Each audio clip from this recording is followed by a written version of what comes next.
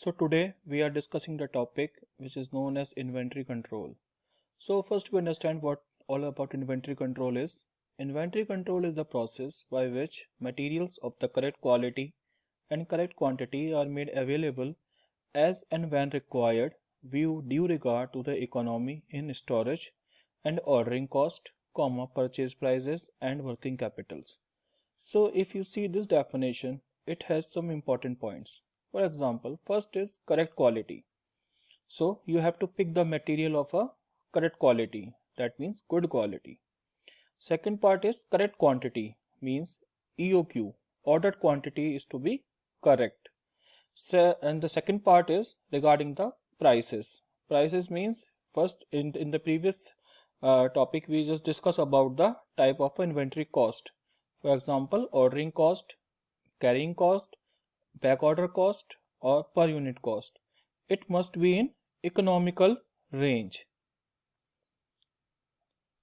Second is inventory control model. Now you see here inventory model can be divided into two major parts. First is static inventory model. Second is dynamic inventory model. Now dynamic inventory model consists further divided into two parts. First is deterministic model. Second is probabilistic model. Now in the further slides we just go one by one. First is static inventory model. So these models are applicable in the cases where only one order can be placed to meet the demand. So repeated orders are either impossible or too expensive. So in this case, in the static inventory model, the here order can be placed only once in order to meet the demand. For example, perishable goods like bread, vegetable, etc. and seasonal products like coolers, umbrella, crackers, sweaters, raincoats, etc. falls under this static inventory model. So what happens to here is here only one order can be placed to meet the demand. Second part is dynamic inventory models. Dynamic inventory models are applicable for the items where the repeated order can be placed. So in the previous classification we just see dynamic inventory model further divided into two major parts. First is deterministic, so we look over to the deterministic model. Now in the case of deterministic model, demand as well as lead time of an items are known with certainty. Here the uncertainty is absolutely zero. Here demand as well as lead time of an items are very well known. Second is no shortages is allowed. No shortage cost is zero. Third part is stock is replenished as the inventory tends to zero. Means when the stock tends to zero, it automatically replenishes to the previous original quantity. Second type of model is probabilistic model. Probabilistic model means there will be the variation in the demand and lead time. Now first we see the deterministic model. In the case of deterministic model, we have a three type of model.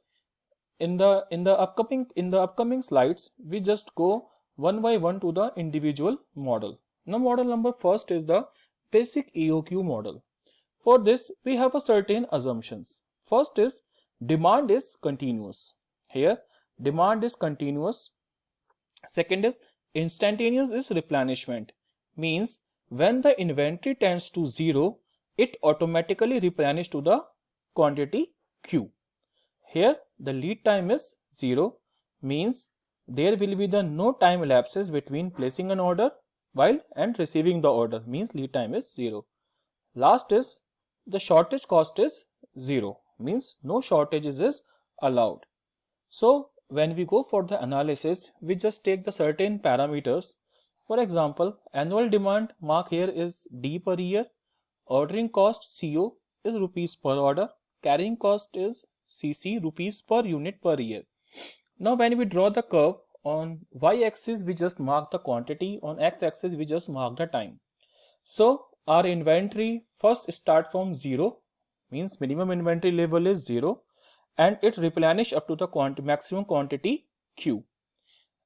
When it comes to the Q, here the material will be supply, means this is a supply line, means this is a demand rate.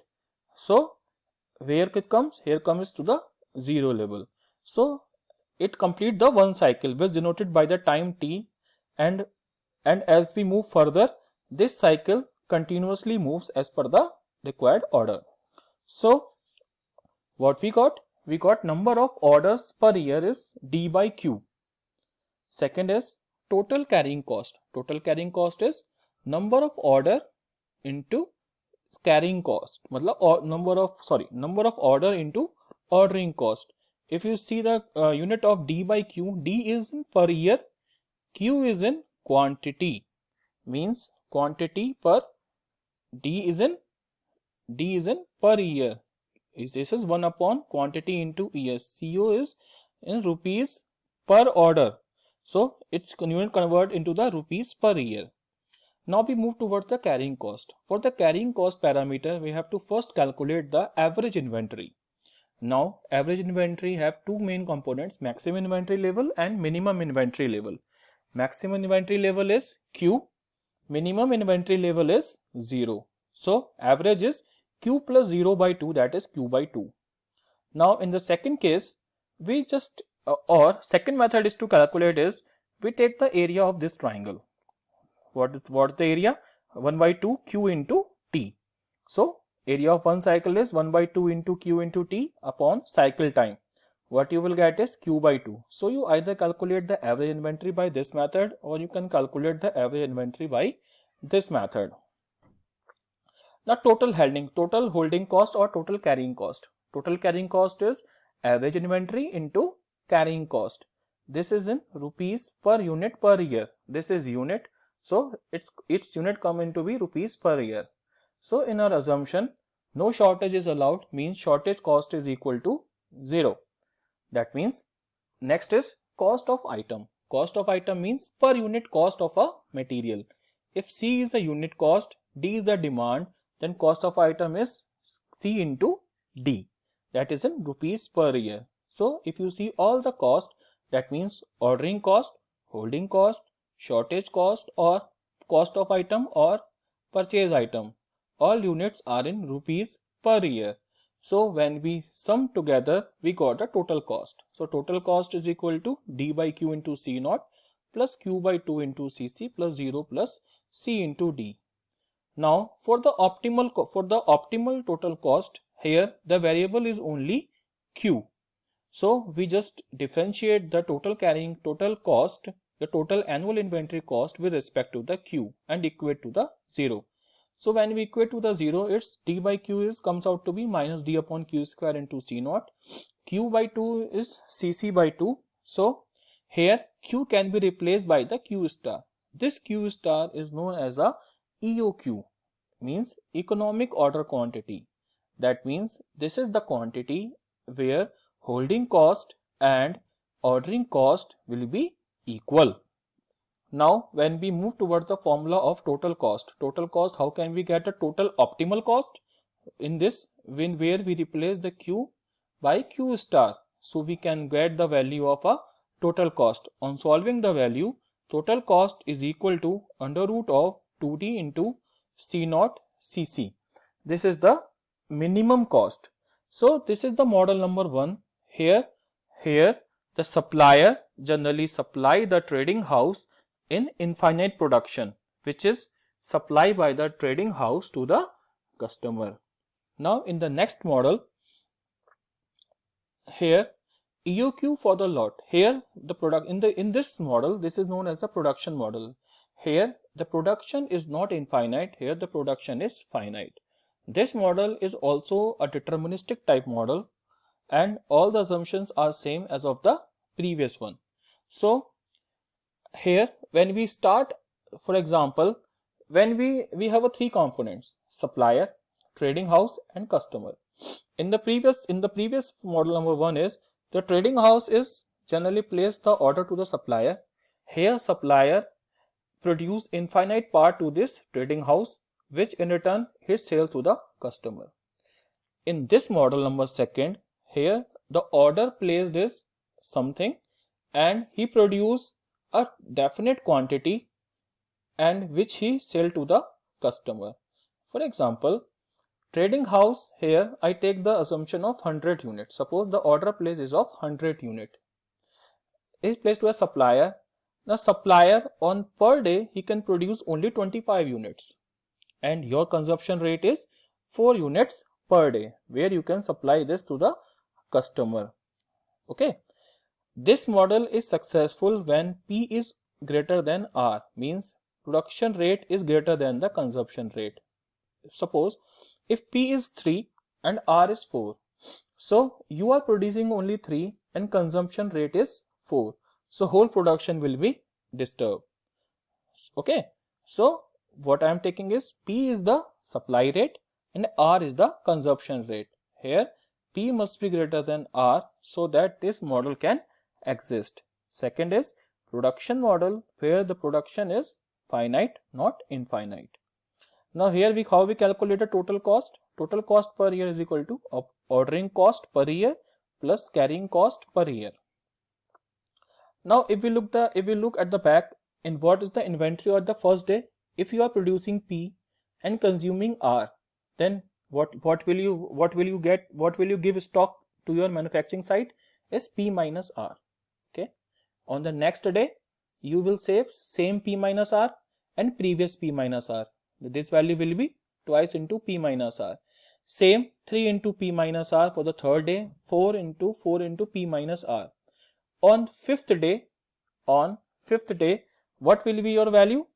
That means you are just placed the order of 100 and you are producing 25 components per day.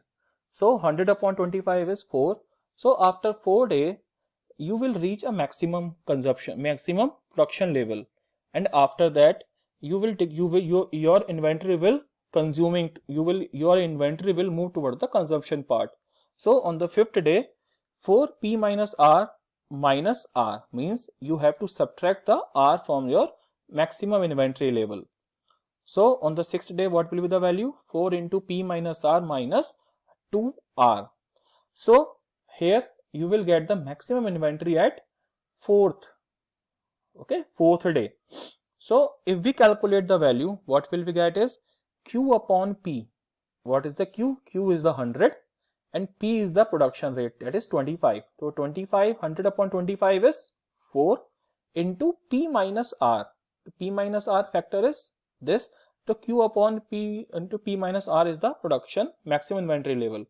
What is the minimum inventory level? Minimum inventory level is equal to 0 because you already defined there will be the no safety stock provided in this model. So average is equal to minimum plus maximum by 2, that it is equal to Q upon this plus this upon 2, Q upon 2P into P minus R. What will you get? Carrying cost per year. How will you obtain? Simple. Average inventory into carrying cost. So Q upon 2P into P minus R into CC. Okay, carrying cost. Ordering cost is D upon Q into C naught. Now total annual inventory cost is, just add the two cost. So take the differentiation and put equal to 0 because here the Q is only variable. So you will get the optimal size value of Q dash. So Q star is under root of 2D C naught upon CC into P upon P minus R, where P is the production rate, R is the consumption rate. See here, if you see this model, only this quantity, this is the model number first. Model number first is also known as Wilson-Harris model. Here this is known as the production factor. If here P is 25 in my case, R is 4, so 25 upon 21, this factor is always greater than 1. While in this case production is finite. So finite upon finite, this is the comes out to be finite. So there the basic difference between the model number 1 and model number 2 is model number 1 production rate is infinite. In the case of model number 2, production is finite. Okay.